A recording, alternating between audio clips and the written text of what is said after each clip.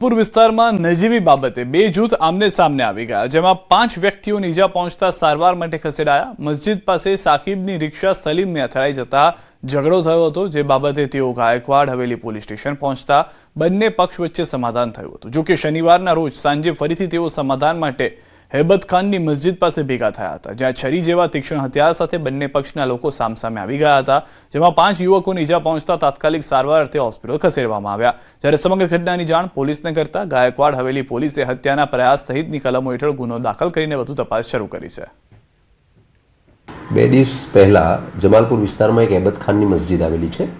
એ મસ્જિદની આગળ રિક્ષા લઈ જવા અને લાવવા સંદર્ભમાં એક રિક્ષાનો સાઇડ કાચ તૂટી ગયેલો હતો, એટલે નાની એવી એમને બોલાચાલી થઈ અને પછી એ બોલાચાલીના અનુસંધાનમાં બંને પક્ષો તરફથી સમાધાન પણ થઈ ગયું।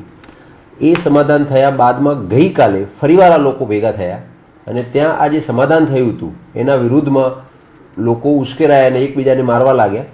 ત્યારે જે ફરિયાદીની ફરિયાદ છે એ મુજબ બંને બાજુ આપણે ફરિયાદ દાખલ કરી છે। એ મુજબ તલવાર અને ચપ્પુનો ઉપયોગ કરેલો હતો, તો એના અનુસંધાનમાં આપણે ટોટલ 2 ગુના દાખલ કર્યા છે, જેની અંદર બંને ગુનાની અંદર 4 આરોપીઓ છે અને એમાંથી હાલ 5 આરોપીઓ જે છે એ સારવાર હેઠળ છે અને બાદમાં જેવી એમની સારવાર પૂરી થશે ત્યારે એમની ધરપકડ કરીને આગળની કાર્યવાહી